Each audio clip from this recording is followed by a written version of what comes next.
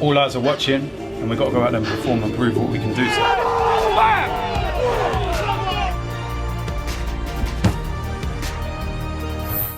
How we doing, guys? Welcome to DT's Daily. Now, on today's show, we're going to take a little look at England and the injury update on Marcus Rashford and Bukayo Saka. Last piece of news involves Arsenal, and former player Nigel Winterburn has urged the club to go all out to sign Jack Grealish. I represent my fucking self. How we doing, guys? Welcome to DT's Daily. That's right.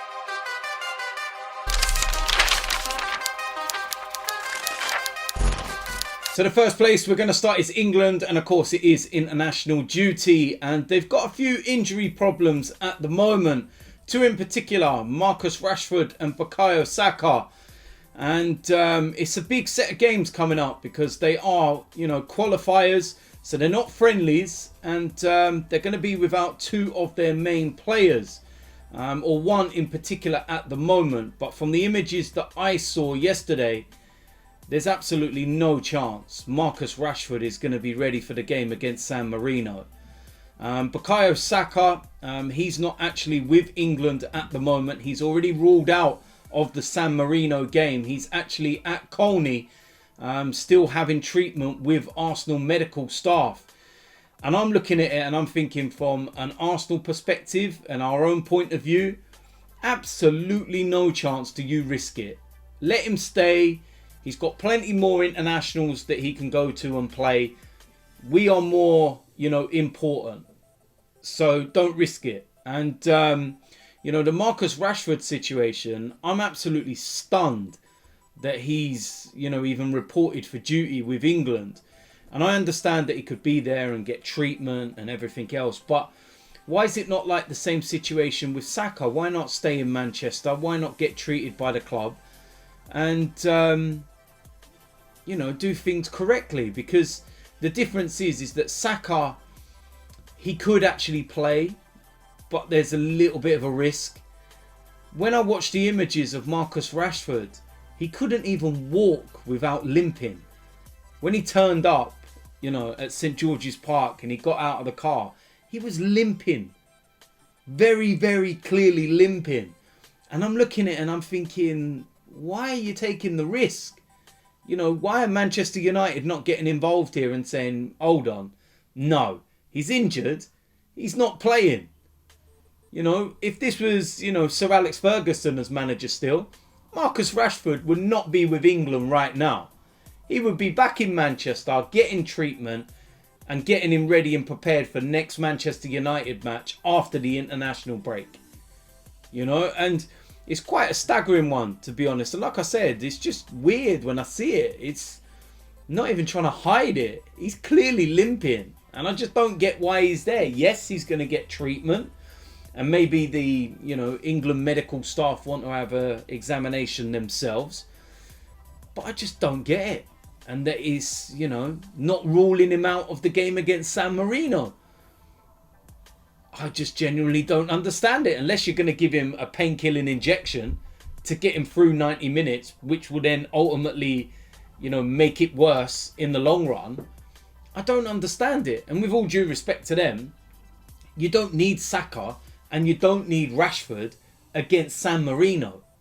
Let's be real about it. If there's one game in the whole of the group you look at and you go, yeah, you know what, we've got some injuries, 50-50s, don't take the risk. This is the game. San Marino. Really? Come on, man. I'm not even a Manchester United fan and I find it absolutely staggering. Don't play him. Don't risk him. And I can't say no more than that. Give some of the players that are fit the opportunity. Let them play.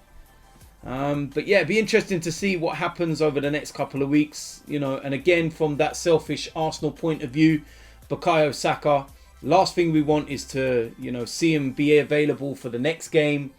And then he breaks down, something happens, and then he's ruled out for Arsenal games. Things like hamstrings, they're like, can't take those risks with them. Very, very dodgy to take those risks, in my opinion. So we're going to find out what happens. It'd be very interesting to see, whether both take part at all. And yeah, we'll see what, unfolds. And We'll see whether England can get the job done against San Marino. Absolutely no problem, in my opinion, are they going to get the job done. Jesus, that would be like the biggest turn up ever. Just, no, it's not going to happen. Not against San Marino. Last piece of news involves Arsenal, and former fullback Nigel Winterburn wants Arsenal to go all in and recruit the terrific Jack Grealish from Aston Villa. The 25-year-old played a major role in helping his boyhood club Aston Villa avoid relegation last season and has continued to excel in the current campaign. Despite missing his side's last 6 games through injury, Grealish has already registered 6 goals and 12 assists in England's top flight this term, and Villa are said to want around about £100 million for their prized asset. Winterburn goes on to say he is a terrific player. His ability speaks for itself, and he's the type of player that if you want to move forward, then you should be looking to buy. He tends to prefer to play on the left-hand side, so we need to see how that works with Arsenal's current setup, but I'm sure he could play in that number 10 role as well. Lots is up in the air with Arsenal. They are not sure if Martin Ødegaard will sign in the long term, and that needs to be addressed beforehand. One thing is for sure, if Grealish does become available, then a whole host of clubs will be in for him. Have to agree. And I actually don't think that it would be a problem having a Martin Ødegaard and a Jack Grealish in the same side. It's been very evident on some of the recent showings with Emil Smith-Rowe going out to the left. Imagine Emil Smith-Rowe and a Martin Ødegaard in a 10 and a Grealish on the left. Come on, man. And then you've got the likes of Pepe and Saka and all these others fighting for those positions. Mate, come on. That would be unbelievable. But like he was saying there as well, you would need about £100 million. He just recently signed a new contract. Villa is, his boyhood club.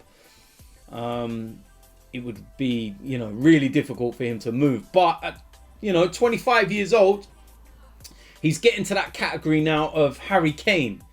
You're not really going to be winning stuff at Aston Villa, with all due respect.